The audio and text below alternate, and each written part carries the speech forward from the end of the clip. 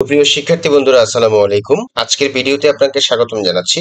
এই ভিডিওতে আপনি শিখতে চলেছেন কিভাবে নেমচিপের ডোমেইনকে অ্যাড অন ডোমেইন হিসেবে সেট আপ করবেন। আপনি হয়তো নেমচিপ থেকে ডোমেইন হোস্টিং পারচেস করেছেন, ওইটা অটোমেটিক সেট আপ হয়ে গেছে, যে কারণে আপনি সহজেই ওয়ার্ডপ্রেস ইনস্টল করে ফেলেছেন। কিন্তু পরবর্তীতে যখন আপনি কোনো নতুন ডোমেইন পারচেস করেন, সেই ডোমেইন কিন্তু এমনিতেই অটোমেটিক সেট আপ হয়ে যায় না, মানে অ্যাড অন হয়ে যায় না, ওটাকে অ্যাড অন করতে হয়। তো কিভাবে আপনি ওই ডোমেইনটাকে অ্যাড অন ডোমেইন হিসেবে আপনার সি প্যানেলে সেট আপ করবেন, সেই বিষয়টি আপনি দেখবেন এই ভিডিওতে। তো আশা করি ভিডিওটি শুরু থেকে শেষ পর্যন্ত দেখবেন। আর আমার চ্যানেলে যদি আপনি একেবারে নতুন দর্শক হয়ে থাকেন, তাহলে অবশ্যই চ্যানেলটিকে সাবস্ক্রাইব করে দিবেন, পাশে থাকা বেল বাটনটি প্রেস করতে ভুলবেন না। স্ক্রিনে আপনি অনেকগুলো ডোমেইন দেখতে পাচ্ছেন। এখানে মেইন ডোমেইন হিসেবে আছে হচ্ছে এই যে উপরে যে ডোমেইনটা, এটা।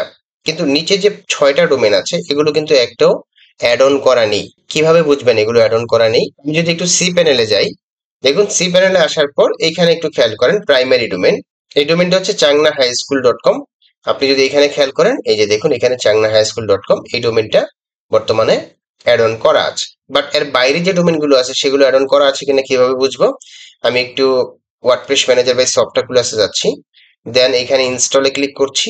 ইনস্টলে ক্লিক করে আমরা যদি এখানে খেয়াল করি, যে দেখুন মাত্র একটা ডোমেন দেখাচ্ছে, changnahighschool.com। এই ডোমেনটা ছাড়া এখন কিন্তু বাকি ডোমেন গুলো আমাদের অ্যাড অন দেখাচ্ছে না। সো এই ডোমেন গুলো আমাদেরকে একটা একটা করে কি করতে হবে? অ্যাড অন করতে হবে। কিভাবে করব? আসুন এখন আমরা দেখি। এটা করার জন্য আমরা প্রথমেই এই ডোমেনটাকে একেবারে নিচে থেকে আমি শুরু করি। এই ডোমেনটাকে আমি কন্ট্রোল সি চেপে কপি করলাম। কপি করে নিয়ে আমি চলে যাব এখন সি প্যানেলে। সি প্যানেলে যাওয়ার জন্য আমি সি প্যানেলের আইকনে ক্লিক করলাম। দেন এখানে সার্চ করব ডোমেইন লিখে। ডোমেইন লিখে সার্চ করার পর দেখুন এই যে domains, create, manage and delete multiple domains, এখানে ক্লিক করে দিব। ক্লিক করে দেওয়ার পর দেখুন এই যে changnahighschool.com, এই ডোমেইনটাই শুধুমাত্র মেইন ডোমেইন হিসেবে সেট আপ করা আছে, আর কোনো ডোমেইন কিন্তু এখানে দেখাচ্ছে না। তাহলে আমাদের কি করতে হবে? ক্রিয়েট এ নিউ ডোমেইন, এখানে ক্লিক করতে হবে। ক্লিক করার পর দেন আমরা এখানে যে ডোমেইনটিকে কপি করেছিলাম, সেই ডোমেইনটি এখানে পেস্ট করে দিব। ওকে, ডোমেইনটি পেস্ট করে দিলাম। পেস্ট করে দেওয়ার পর আমরা নিচের দিকে যাই। এখানে আর কিচ্ছু করতে হবে না, অবশ্যই এখানে টিকমার্ক দিবেন না, এটা ফাঁকা রাখবেন। দেন নিচের দিকে গিয়ে সিম্পলি আপনি কি করবেন? সাবমিটে ক্লিক করে দিবেন। সাবমিট বাটনে ক্লিক করে দিলাম। একটু সময় লাগবে। It can take a moment to create a new domain. This occurs on accounts with a large number of domains. Okay, আমরা একটু ওয়েট করি। সাকসেস, আমরা দেখতে পাচ্ছি উপরের দিকে দেখুন, you have successfully created the new domain with the document root, এটা বলা আছে। নিচের দিকে খেয়াল করেন, এই যে আমাদের নতুন একটা ডোমেইন এখানে অ্যাড অন হয়ে গেছে। এই ডোমেইনটা অ্যাড অন করার পর আমরা যদি একটু এসএসএল সার্টিফিকেটটা ইনস্টল হয়েছে কিনা সেই বিষয়টা দেখতে চাই, তাহলে আমাদেরকে আবার একটু সি প্যানেলে যেতে হবে। সি প্যানেলের আইকনে ক্লিক করে দিলাম।